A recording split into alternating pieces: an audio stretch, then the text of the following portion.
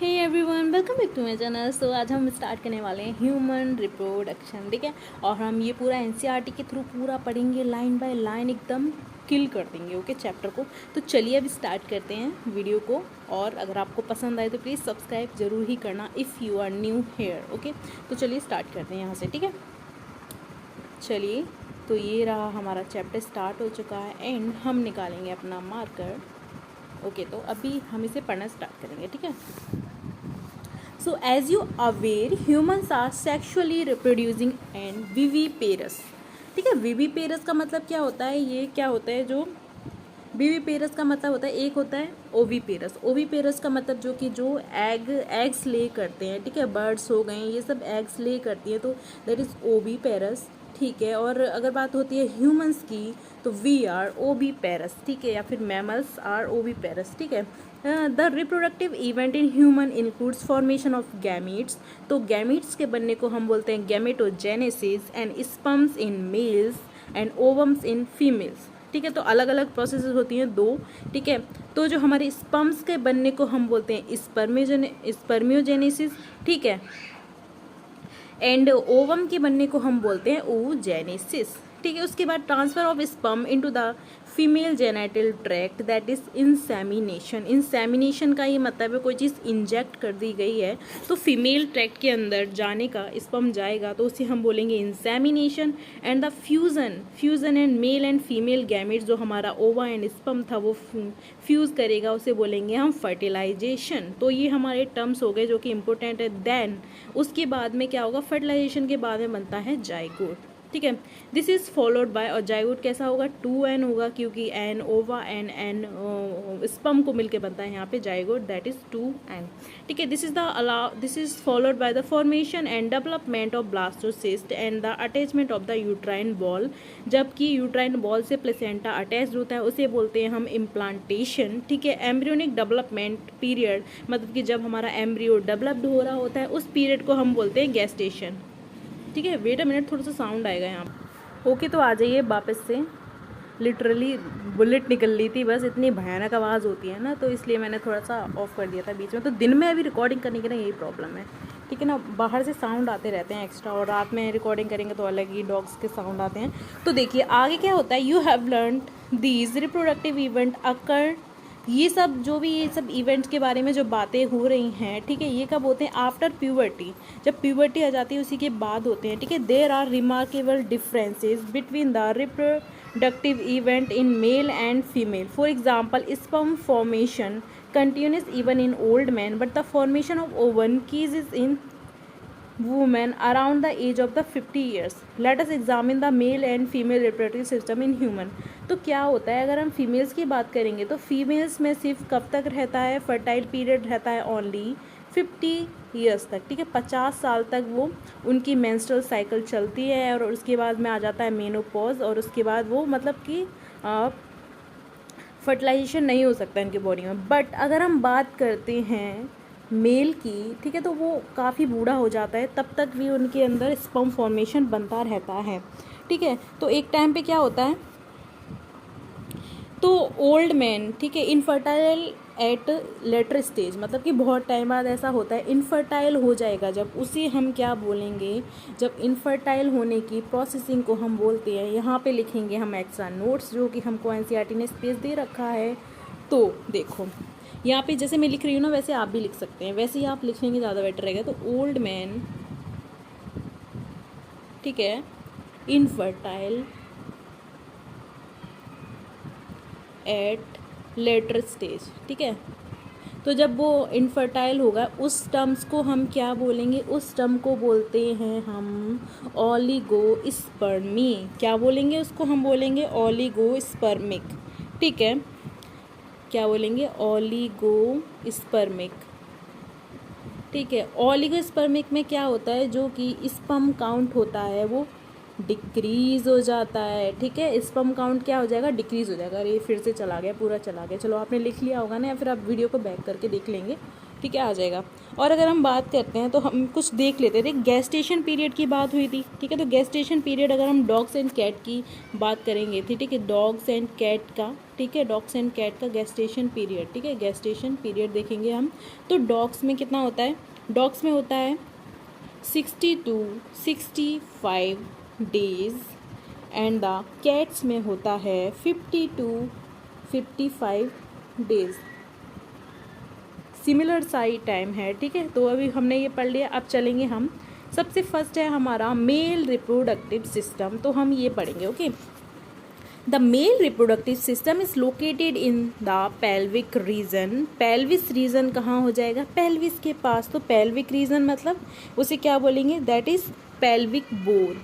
क्या होती है वहाँ पे, होती है पेल्विक बोन, जिसका स्ट्रक्चर होता है बटरफ्लाई के जैसे, ठीक है। अगर क्वेश्चन पूछा जाए, हो सकता है कि ऐसे सिमिलर, मतलब ऐसे क्वेश्चन आ सकता है कि बटरफ्लाई का जैसा स्ट्रक्चर किस बोन का होता है, दैट इज़ हमारी pelvic bone, okay. It includes a pair of testis. इनके पास क्या होती है, एक पेयर ऑफ टेस्टिस होती है, मतलब कि 2 टेस्टिस होती है, along with accessory ducts, glands and external genitalias होते हैं।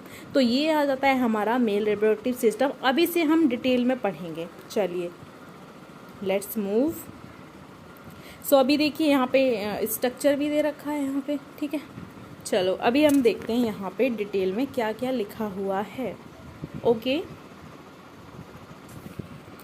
The testes are situated outside the abdominal cavity. Testes क्या होती हैं, ये देखो, ये रही टेस्टीज, ठीक है। अंदर में टेस्टीज हैं और बाहर वाला जो पार्ट कवर रखा है इसे बोलते हैं हम स्क्रोटम, ठीक है। टेस्टीज क्या होती हैं, एक्सटर्नल पार्ट होती हैं, मतलब कि एक्सटर्नली, मतलब कि बाहर के साइड में होती हैं। और अच्छा बताओ कौन सा एनिमल है जिसके अंदर जो टेस्टीज होती हैं वो इंटरनल होती हैं, testes are internal.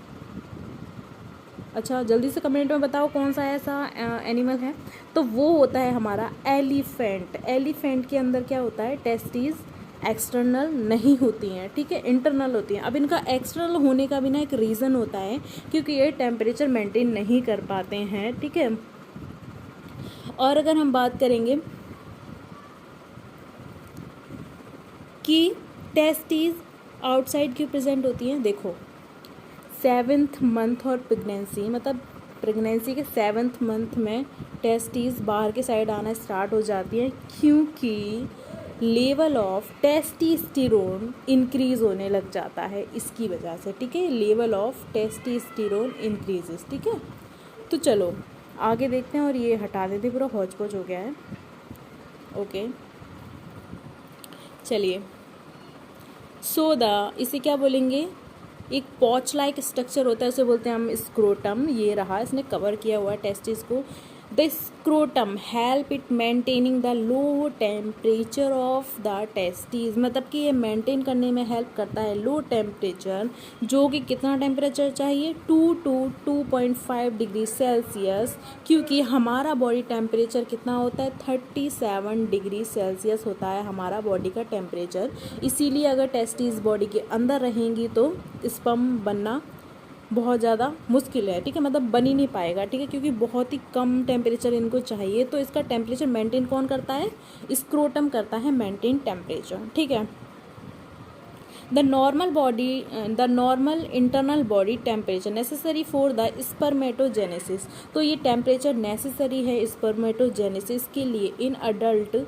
Each testis oval in shape, कैसी शेप में होती है, ओवल इन शेप में होती है, लाइक एग, ठीक है। With a length is about 4 to 5 centimetre, ये याद नहीं करना है बट पढ़ने में कोई हर्ज नहीं है, तो ठीक है, 4 to 5 सेंटीमीटर होती है। एंड विड्थ होती है 2 to 3 सेंटीमीटर, कोई बड़ी बात नहीं है, बहुत ईजी है याद करना भी। The testis is covered bye dense covering, और इसके ऊपर क्या होती है, डेंस कवरिंग होती है। ईच टेस्टिस अबाउट 250 कंपार्टमेंट्स होते हैं, मतलब कि अगर हम दोनों की बात करें तो कितने कंपार्टमेंट्स हो जाएंगे, दोनों को मिला के हो जाएंगे 500 कंपार्टमेंट्स होते हैं, जिनको बोलते हैं हम टेस्टिक्यूलर लोब्यूल्स। क्या बोलते हैं उनको बोलते हैं हम टेस्टिक्यूलर लोब्यूल्स, और वो कितने होते हैं, 500 इन नंबर्स, ठीक है। और अगर हम ईच टेस्टिस की बात करेंगे तो होते हैं वो 250, ओके। तो इतना समझ में आ गया है, तो चलिए स्टार्ट आगे देखते हैं, ठीक है। तो ऐसे करके यहाँ पे स्ट्रक्चर दे रखा है, तो स्ट्रक्चर भी देख लेते हैं। तो यहाँ पे हमने ये देख लिया है, टेस्टिस स्क्रोटम देख लिए हैं ये, ठीक है। उसके बाद देखिए पेनिस, ठीक है। यूरेथ्रा यहाँ से निकला हुआ है, क्योंकि इन लोगों में जो यूरिनर के लिए मतलब सेमी, मेल में सेमी नहीं, मतलब सेम ही पार्ट होता है, बट फीमेल में अलग अलग पार्ट्स दिए गए हैं, ठीक है। ग्लांस पेनिस बोलेंगे और इसके ऊपर वाली स्किन को बोलेंगे फोर स्किन, ठीक है। उसके बाद ग्लैंड्स हैं, प्रोस्टेट ग्लैंड हो गया, ठीक है। इजेकुलेटरी डक्ट हो गई यहाँ पे, बास डिफरेंसेस एंड यूरिनरी ब्लैडर हो गई यहाँ से, ठीक है। सेमाइनल वेसाइकल एंड यूरेटर, ये सब दे रखा है इसमें, रेक्टम एंड एनस, तो ये देख लेंगे हम। यहाँ पे एक और ग्लैंड है, बल्वो यूरेथ्रल ग्लैंड, ठीक है। चलिए अब आगे चलते हैं हम।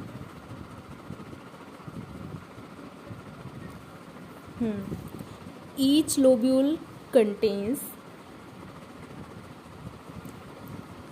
देखो each lobule contains 1 to 3 highly coiled seminiferous tubule, और हर एक लोब्यूल के अंदर में 3 सेमनीफेरस ट्यूब्यूल्स होती हैं। In which sperm are produced, each seminiferous tubule is lined by the inside by 2 type of cell call. तो जो सेमनीफेरस ट्यूब्यूल के अंदर भी 2 सेल होती हैं, एक होती है मेल जर्म सेल एंड दूसरी होती है सर्टोली सेल्स, ठीक है। सर्टोली सेल्स का भी काम होता है न्यूट्रिशन देना।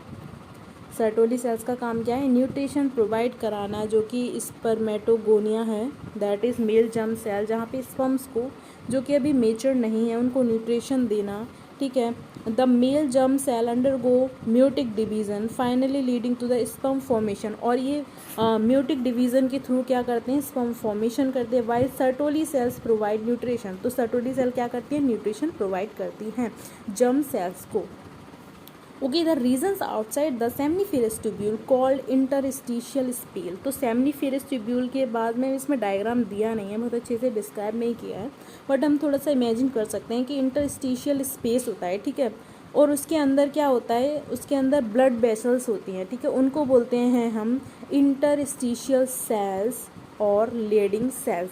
देखो लेडिंग सेल्स तो आगे भी हमको दिखाई जाएंगी, ठीक है। ये सब देखो ग्लैंड्स वगैरह दी हुई हैं यहाँ पे, तो देखो ये अभी यहाँ पे पढ़ लें हम। चलो चलो ठीक है, पढ़ लेते हैं। ओके, इसे थोड़ा सा स्मॉल करना पड़ेगा। ओके फाइन, अभी चलिए देखते हैं, हम डायग्राम को देखते हैं। ओके, तो हम स्टार्ट करते हैं यूरेटर से। यहाँ पे हमारी एक किडनी है, यहाँ पे हमारी दूसरी किडनी है, और ये रहा हमारा यूरिनरी ब्लैडर। उसके बाद में सेमनीफेरस वेसाइकल दे रखे हैं, जो कि 2 हैं नंबर्स में, एंड बास डिफरेंसेस है, ये भी बास डिफरेंसेस हैं। Okay, then epididymis, vas deferens and rete testis and testicular lobules दे रखे हैं यहाँ पे, foreskin, glans penis and testis and urethra, bulbourethral gland and prostate and vesicle, seminal vesicle, ये सब दे रखे हुए हैं, ठीक है। ठीक है, तो यही सब था इसमें, ठीक है। और यहाँ पे ये देखो इजैकुलेटरी डक्ट दे रखा है, ये रही हमारी इजैकुलेटरी डक्ट दे रखी है यहाँ पे। चलो, तो रेटेड टेस्टिस होती है हमारी 1 नंबर में होती है, 1 होती है रेटेड टेस्टिस, ठीक है। बास एफ्रेंसिया होते हैं, 2 होते हैं बास एफ्रेंसिया, फाइन। एंड एपिडिडाइमस बताया था ना 3 नंबर्स, तो दीज आर 3। ओके, तो ये हो गया।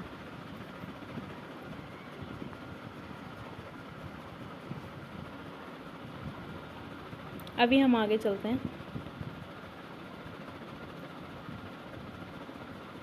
अब लीडिंग सेल्स का काम क्या था? Leydig cells synthesize and secrete testicular hormones. Leydig cells का काम होता है हार्मोन्स को सिक्रेट करना, एंड्रोजन्स, ठीक है। Other immunological competent cells are also present. The male sex accessory duct includes, ducts कौन कौन सी हैं? असेसरी डक्ट्स हैं रेटी टेस्टिस, बास एफ्रेंसिया एंड एपिडिडाइमस एंड बास डिफरेंसिस। और इसकी सीक्वेंस में लगाने को भी आ जाता है, सबसे पहले आएगा रेटी टेस्टिस, बास डिफरेंसिया एंड एपिडिडाइमस एंड देन बास differences. The seminiferous tubule of the testis open into the बास एफ्रेंसिया। सेमनीफेरस ट्यूब्यूल होते हैं वो, ठीक है। सेमनीफेरस ट्यूब्यूल किस में जाके एंटर करते हैं? खुलते हैं बास एफ्रेंसिया में थ्रू द रेटी टेस्टिस, ठीक है। द बास एफ्रेंसिया leaves the testes open in the epididymis located along the posterior surface of the each testis, ठीक है।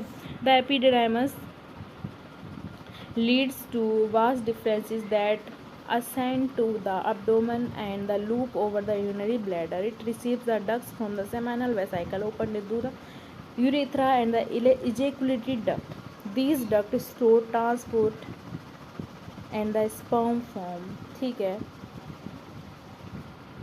It receives ducts from seminal vesicle and open into urethra. ठीक है, यूरेथ्रा में open होता है. And the ejaculatory duct, these duct, ये duct store करती हैं स्पर्म्स को टेस्टिस से, मतलब टेस्टिस से आके ये स्पर्म मतलब यहाँ पे जाके कलेक्ट हो जाते हैं. The outside through the urethra, और बाहर किसके थ्रू निकलते हैं? यूरेथ्रा के थ्रू. ठीक है. द यूरेथ्रा ऑरिजिनेट्स, हाँ, फ्रॉम द यूरिनरी ब्लैडर लिखा हुआ है. And extend through the penis and external opening called the urethral meatus. तो एक्सटर्नल ओपनिंग क्या होती है? यूरेथ्रल मीटस के थ्रू स्पर्म आ जाते हैं बाहर. ओके, चलिए अब देखो यहाँ पे दिया हुआ है ये स्ट्रक्चर. ठीक है, अब हम स्ट्रक्चर देखेंगे. यहाँ पे देखो इंटरस्टिशियल सेल्स भी दी हुई हैं यहाँ पे, एंड सर्टोली सेल्स भी दी हुई हैं. सर्टोली सेल्स का काम क्या होता है? नरिश करना होता है. सर्टोली सेल्स का काम होता है नरिश करना. तो हम, और इनको सर्टोली सेल्स को हम पता है नर्ड सेल भी कहते हैं. सो हम यहाँ पे लिख लेंगे जो भी हमको पता है. ठीक है, तो सर्टोली सेल्स को हम क्या बोलते हैं? यहाँ पे लिख लेंगे. हम इनको बोलते हैं नर्ड सेल. ठीक है, क्योंकि नरिश करती हैं और हेल्प करती हैं. ठीक है, और इनको साथ ही साथ हम बोलते हैं ससेंटिकुलर सेल. ठीक है, ससेंटिकुलर सेल्स, थोड़ा सा डिफिकल्ट नेम है तो इसको बोलते हैं ससेंटिकुलर सेल्स भी बोलते हैं.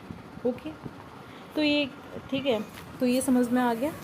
उसके बाद में हम अगर यहाँ पे देखेंगे, हम इंटरस्टिशियल सेल्स दी हुई हैं. ठीक है, दैट मीन्स इनका मतलब क्या है? ये हैं लीडिंग सेल्स. तो लीडिंग सेल्स क्या करती हैं? लीडिंग सेल्स हार्मोन सिक्रेट करती हैं ना. लीडिंग सेल्स एंड्रोजन सिक्रेट करती है. लीडिंग सेल्स हैं ये, तो हमने देखा था एंड्रोजन सिक्रेट करती हैं. ठीक है, अब बात करते हैं हम ग्लैंड्स इन मेल.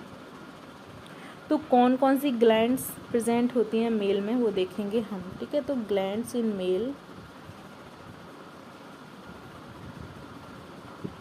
सबसे फर्स्ट हमारी थी सेमाइनल वेसाइकल. ठीक है, कितनी थी? सेमाइनल वेसाइकल, ये कितनी होती है? 1 इन पेयर, एक पेयर होती है, मतलब कि 2 होती हैं ये. Second one is prostate. कौन सी होती है? प्रोस्टेट होती है. ठीक है, ये भी कितनी होती है? 1 होती है. ठीक है, उसके बाद में थर्ड होती है हमारी बल्बो यूरेथ्रल ग्लैंड. कौन सी होती है? बल्बो यूरेथ्रल ग्लैंड होती है. ठीक है, ये होती है 1 पेयर. कितनी होती है? 1 पेयर होती है. ठीक है, और इसका काम क्या होता है? बल्बो यूरेथ्रल ग्लैंड का काम होता है लुब्रिकेशन प्रोवाइड कराती है पेनिस को. ठीक है, ये क्या करती है? लुब्रिकेशन प्रोवाइड कराएगी पेनिस को. ठीक है, लुब्रिकेशन ऑफ पेनिस लिख सकते हैं. ठीक है, ठीक है, ठीक है. अब बात करते हैं हमने यहाँ पे बात की थी सेमाइनल प्लाज्मा की. यहाँ पे लिखा हुआ है, नहीं लिखा हुआ है तो बट सेमाइनल प्लाज्मा. हाँ देखो, सेमाइनल प्लाज्मा कैसे बनता है? सेमाइनल प्लाज्मा बनाने वाले जो हार्मोन्स होते हैं दे आर, देखो ये क्या, seminiferous tubules, seminiferous vesicle and prostate gland. ठीक है, एंड बल्बो यूरेथ्रल, ये सबको मिला के क्या बनेगा? यहाँ पे ये सब मिला के बनता है सेमाइनल प्लाज्मा. ये बना लेते हैं सेमाइनल प्लाज्मा. ठीक है, ये सब बनाते हैं सेमाइनल प्लाज्मा. और सेमाइनल प्लाज्मा में सबसे ज़्यादा क्या होता है? तो सेमाइनल प्लाज्मा में सबसे ज़्यादा होता है फ्रक्टोज, कैल्शियम एंड कुछ होते हैं एंजाइम्स. तो हम लिखेंगे कि सेमाइनल प्लाज्मा में क्या क्या प्रेजेंट होता है? फ्रक्टोज, ठीक है, एंड कैल्शियम एंड कुछ एंजाइम्स. ठीक है, तो ये आपने नोट कर लिया होगा. मैं बोलती भी जाती हूँ तो आप उसको लिख लीजिए कीजिए कि ठीक है ना. तो हमने ये डायग्राम कर लिया. अभी हम आगे की थ्योरी देखते हैं. चलो, तो यहाँ से स्टार्ट हो रहा है. ठीक है, ओके. तो yes, the penis is the male external genitalia. ठीक है, it is made up of special tissue that help in the erection of the penis to facilitated insemination. ठीक है, मतलब क्या, पेनिस का काम क्या था? मेल एक्सटर्नल जेनिटिलिया, और इसका काम क्या होता है? इंसेमिनेशन में वर्क करता है ये. ठीक है, the enlarge end of the penis called the glans penis, जो कि इनलार्ज लैंड मतलब इनलार्ज एंड होता है, मतलब कि जो लास्ट वाला पार्ट होता है उसे हम बोलते हैं ग्लैंस पेनिस, ठीक है। Covered by the loose fold of skin called foreskin, जिससे कि ये इंक्रीज हो पाए तो ये क्या होती है, फोर स्किन प्रेजेंट होती है इनके पास, ठीक है। The male accessory glands, male accessory glands कौन कौन सी होती हैं, पेयर्ड सेमाइनल वेसिकल, ठीक है, एक होती है प्रोस्टेट ग्लैंड एंड पेयर्ड होती हैं बल्बो यूरिथ्रल ग्लैंड प्रेजेंट होती हैं, ठीक है। Secretion of these gland constitute of seminal plasma, और ये सब के सिक्रेशन को मिलके बनता है seminal plasma, which is rich in fructose calcium and certain enzymes, ठीक है। यही मैंने बताया था कि इनके पास क्या होगा, फ्रक्टोज होगा, कैल्शियम होगा एंड एंजाइम्स होगा। The secretion of bulbo urethral gland also help in the lubrication of penis, और बल्बो यूरिथ्रल ग्लैंड क्या करेगी, लुब्रिकेशन इन पेनिस में हेल्प करेगी, ठीक है। अब आ जाएंगे हम फीमेल रिप्रोडक्टिव सिस्टम। तो हमने अभी मेल रिप्रोडक्टिव सिस्टम कर लिया है, अभी हम बात करेंगे फीमेल रिप्रोडक्टिव सिस्टम की बात करेंगे, ओके। तो चलिए अभी हम स्टार्ट करते हैं फीमेल रिप्रोडक्टिव सिस्टम, ठीक है। So the female reproductive system consist of pair of ovaries, a pair of ovaries means दो ओवरीज होंगी इनके पास, along with a pair of oviduct, uterus, cervix and vagina and external genitalia located in the pelvic region, that is pelvis bone, अभी मैंने बताया था। These part of the system along with a pair of the mammary gland, इनके पास और क्या होता है, pair of mammary glands होती हैं, ठीक है। मैमल्स का तो करेक्टर ही है, क्या होता है, मैमल्स का करेक्टर होता है मेमरी ग्लैंड, ठीक है, इसीलिए हम उनको मैमल्स कहते हैं, मतलब we are also mammals man. So integrated structurally and functionally supported the process of ovulation, fertilization होती है, and pregnancy, birth and child care. Ovaries are primary female sex organ, तो बात होती है कि प्राइमरी फीमेल सेक्स ऑर्गन क्या है, तो दैट इज ओवरी, ओवरी क्या है, ठीक है, that produce the female gamete ovum, ठीक है।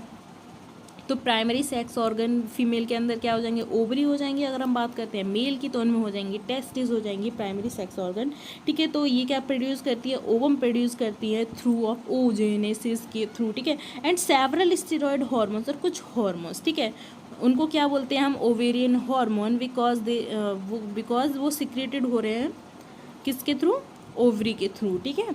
The ovaries are located one of each side lower abdomen, ठीक है, each ovary about 2 to 4 centimetre in length. Ovary की लेंथ, ओवरी का साइज कितना होता है, 2 से 4 centimetre in length, and is connected to the pelvic wall, और वो जुड़ी हुई होती है पेल्विक वॉल से, and the uterus by ligament, ठीक है, एक लिगामेंट के थ्रू जुड़ा हुआ रहता है uterus. Each ovary is covered by a thin epithelium which enclose the ovarian stroma. The stroma is divided into 2 zones, peripheral and cortex, and inner हो जाता है हमारा मेड्यूला। पेरीफेरल को बोलेंगे कॉर्टेक्स और इनर वाले को हम बोलेंगे हम मेड्यूला, ठीक है। तो यहाँ पे स्ट्रक्चर दे रखा है, वही कॉमन सा स्ट्रक्चर है, देखो वही सब दिया हुआ है, एनस, वेजाइना, रेक्टम, सर्विक्स दी हुई है, यूट्रस दिया हुआ है, कुछ इस टाइप का स्ट्रक्चर होता है। देखिए यूरिनरी ब्लैडर होती है ना, प्यूबिक सम्फाइसिस होता है, यूरिथ्रा दिया हुआ है, और इसमें हमारा मतलब कि जो यूरिनेट करने के लिए अलग से पार्ट होता है, ठीक है, बट मेल्स में ऐसा नहीं होता है, ठीक है। क्लाइटोरिस दी हुई है, Yuri membrane and labia majora and labia minora, ये सब बताए हुए हैं इसमें। चलिए अभी हम पढ़ते हैं आगे का, okay.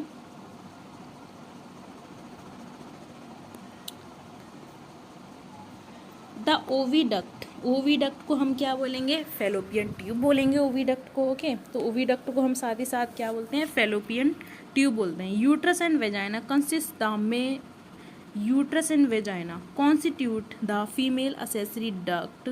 Each Fallopian tube is about, ये इंपॉर्टेंट है, 10 to 12 सेंटीमीटर होती है इसकी लेंथ, ठीक है, फेलोपियन ट्यूब की, and extend from the periphery of each ovary to the uterus, ठीक है।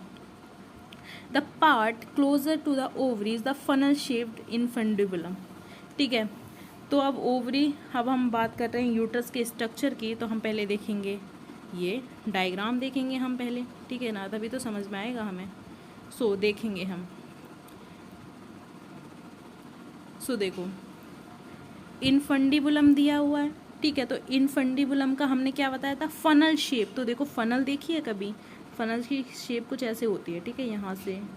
तो ये कैसा होता है, फनल शेप्ड होता है। तो इनफंडिबुलम कैसा होता है, फनल शेप होता है। तो हम यहीं पे लिख देंगे इसकी शेप होती है फनल शेप्ड, ठीक है, इनफंडिबुलम। देन उसके बाद एक नैरो सा पार्ट होता है, ठीक है, इसको बोलते हैं हम एम्पुला। एंड उसके बाद पूरी ट्यूब जो जाती है, ठीक है, इसे बोलेंगे हम इस्थमस, ठीक है। और जो फिम्बरी होती हैं, these are finger like projection, तो इनको बोलेंगे हम फिंगर लाइक प्रोजेक्शन, ठीक है। तो फिंगर लाइक प्रोजेक्शन क्या है, उनको बोलेंगे हम फिंगर लाइक प्रोजेक्शन, तो इनको बोलते हैं फिम्बरी, ठीक है।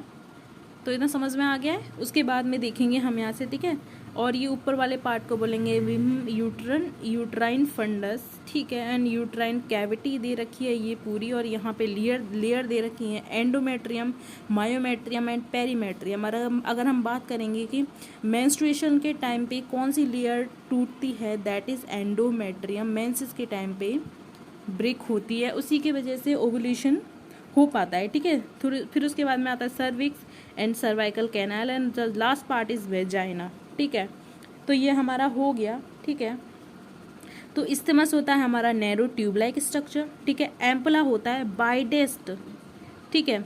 एम्पुला कैसा होता है, वाइडेस्ट होता है। एंड इसी को हम बोलते हैं साइट ऑफ फर्टिलाइजेशन। तो यहाँ पे हम लिख देंगे ये कैसा होता है, वाइडेस्ट होता है, वाइडेस्ट होता है। एंड इसी को हम क्या बोलते हैं, साइट ऑफ फर्टिलाइजेशन।